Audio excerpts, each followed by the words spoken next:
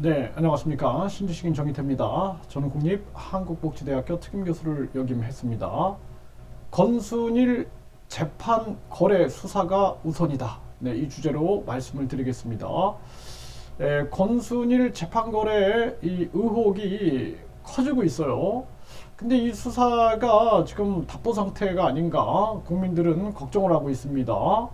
네, 그래서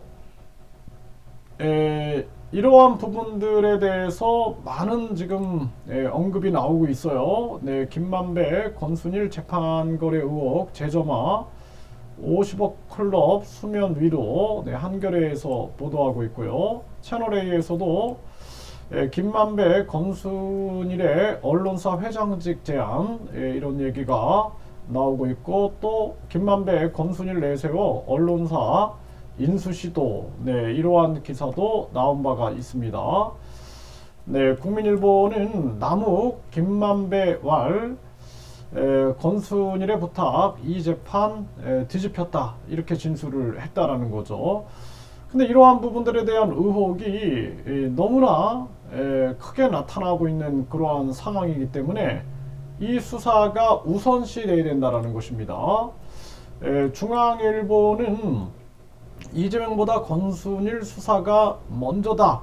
네, 최민우 기자가 이러한 글을 썼어요. 사실 이 국민들 입장에서 봤을 때도 이 문제에 대해서는 너무나 의혹이 큰 거죠. 네, 의혹이 크기 때문에 이 부분에 대해서는 철저하게 수사를 해야 한다. 그래서 여기 기사에 보면은 이 대표가 대통령이 되면 권 전 대법관이 대법원장이 될 거라는 추측이 무성했고, 그리고 이 의혹이 하나둘 드러났다라는 거죠. 네, 화천대유 대주주 김만배 씨가 이재명 무죄 판결을 전후에 동향 지인이라 가끔 전화하는 사이였던 권 전 대법관을 8번이나 대법원 청사로 찾아가 만난 사실이 밝혀졌다라는 거고요.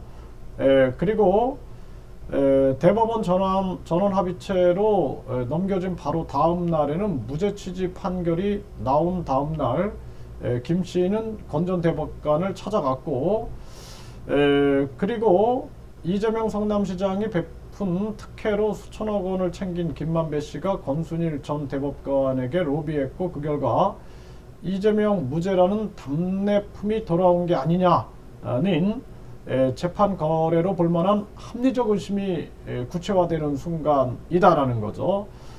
또한 권 전 대법관은 퇴임 후에 화천대유 고문직을 맡아서 대장동 의혹이 불거질 때까지 11개월 동안 매월 1,350만 원을 받았다라는 거죠. 네, 그래서 이 부분에 대해서 사실상 국민들은 이거 잊어서는 안 될 문제다, 저는 그렇게 생각을 하고요. 그리고 이 문제에 대해서 이런 얘기도, 이렇게 이 기자는 이런 얘기도 하고 있습니다. 네, 지금 권순일 대법관을 비롯해서 박영수 전 특검, 김수남 전 검찰총장 등 대장동 50억 클럽 수사가 답보 상태인데, 세간에는 윤석열 대통령과의 인연 때문에 수사 못하는 거 아니냐라는 시선도 있다라는 것입니다. 네, 그래서 권순일 수사는 아주 시급한 부분이다, 이렇게 강조를 하고 있는데요.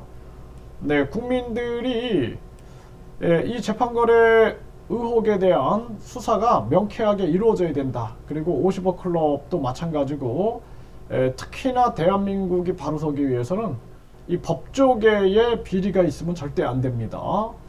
저는 개인적으로 판사, 검사, 변호사 시험을 분리하고 양성도 분리해야 된다. 판사, 검사, 변호사가 어제 판사가 오늘의 변호사가 되고, 어제 검사가 오늘의 변호사가 되고, 또 판사, 검사들은 정치권에 입문하는 것도 이것도 3년 제한을 둬야 된다. 어제 판사, 어제 검사가 오늘의 정치인이 된다.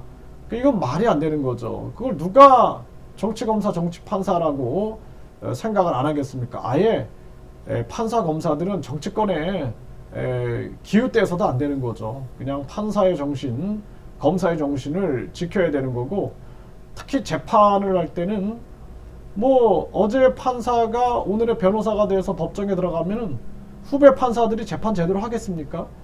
이런 것들을 뜯어 고쳐야 됩니다. 네, 그래서 판사, 검사, 변호사 양성도 분리. 그리고 이 판사가 검사가 변호사 못하게끔, 판사하고 검사 했으면 됐지, 또 변호사하고 또 변호사가 판사 되고 검사 되고, 그러다 보니까 이게 완전히 자기들만의 카르텔이 될 수가 있는 거죠. 그래, 이러한 부분들에 대해서 국민들이 분명하게 목소리를 내야 되고, 권순일 재판 거래에 대해서는 수사를 계속 국민들이 촉구해야 된다, 이렇게 말씀을 드립니다.